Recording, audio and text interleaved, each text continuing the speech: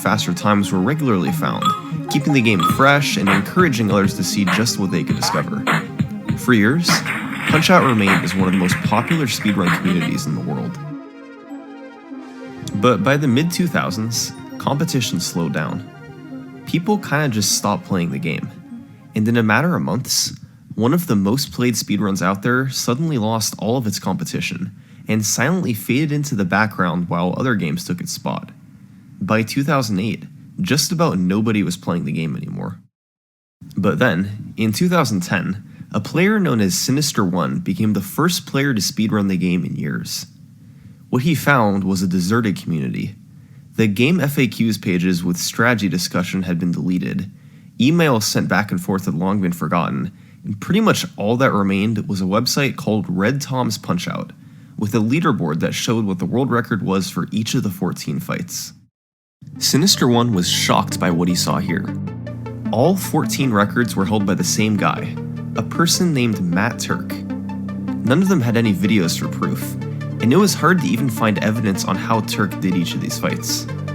After finding Matt Turk's email address and talking with him a bit, Sinister realized a couple of things. First, all signs pointed to every single one of these records being legitimate. And second, Matt Turk's skill level was way beyond any other player in the world, and there was pretty much no hope in anybody else beating some of them. At least, that's what he thought.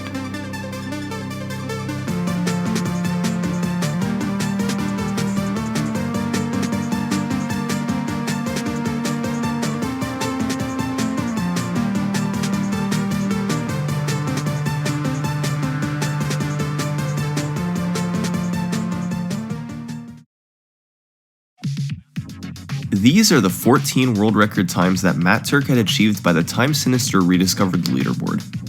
They didn't have video proof to go with them, but especially given when they were performed, that doesn't mean it didn't happen. Hardly anybody was uploading speedruns to the internet in the early 2000s. Turk did, however, write down some of his strategies in detail on Red Tom's Punch-Out site, explaining how he achieved many of his times and how others could do the same. He played the game for a decade and came up with so much. In my opinion, it's very likely that he performed all of his times legitimately. But to understand how good they were, we'll have to first understand the basics of the game. Punch-Out mainly involves dodging out of the way of your opponent's punches and hitting them with your own punches courtesy of the fists of Little Mac. Punching your opponent lowers their health bar and can eventually lead to a knockdown. 3 knockdowns in one round is a TKO, which will end the fight. It's also possible to KO some fighters, where they don't get up after Mario the referee counts to 10 and the fight ends. So, Turk achieved these 14 times from either TKOing or KOing each fighter. We'll break down how he did them later, but for Sinister1 to beat or tie most of them seemed out of the question. Thankfully though, 2 of them were world record freebies that anybody watching this could match with a little bit of practice. Glass Joe and Don Flamenco.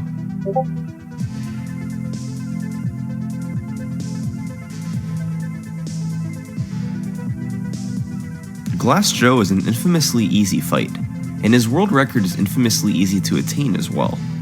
His strategy simply involved waiting until he did his attack at 40 seconds.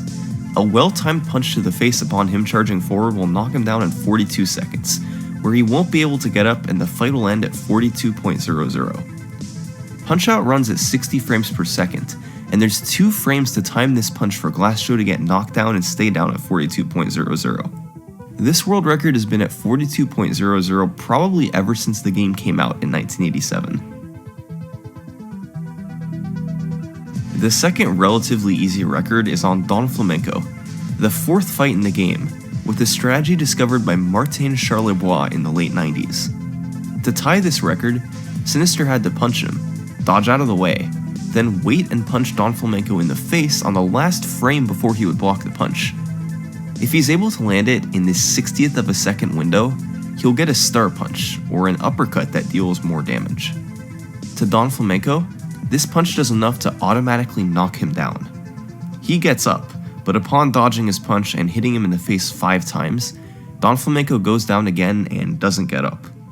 It'll be a KO at 14.97 seconds, a world record that has been tied for at least 2 decades. Sinister tied both of those records in early 2010, but after that, it was going to be a lot tougher to knock any down.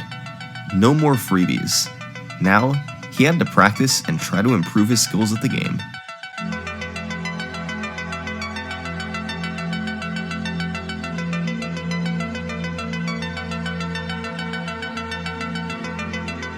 Throughout 2010, Sinister One got a lot better at the game and lowered each of his 14 times down, but they still remained comfortably behind Turk's times.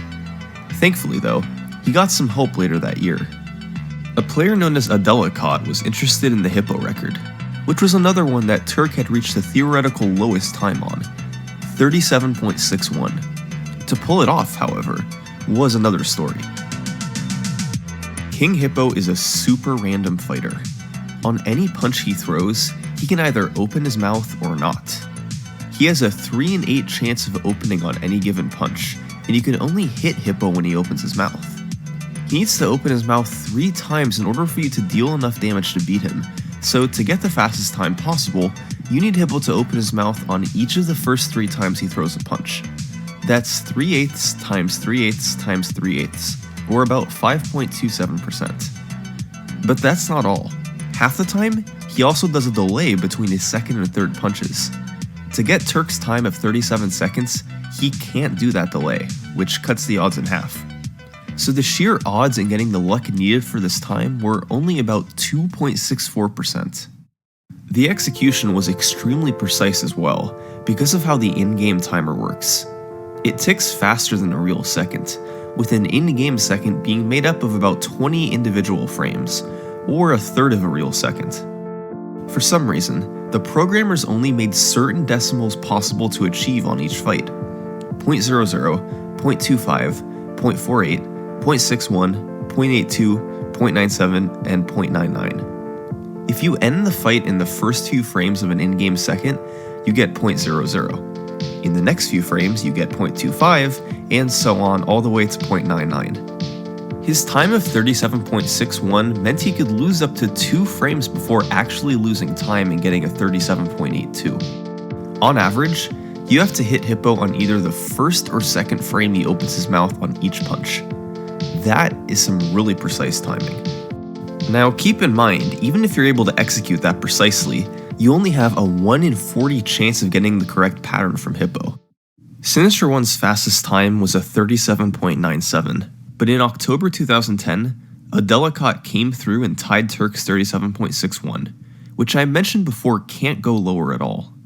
What's crazy is that even with all that randomness and execution,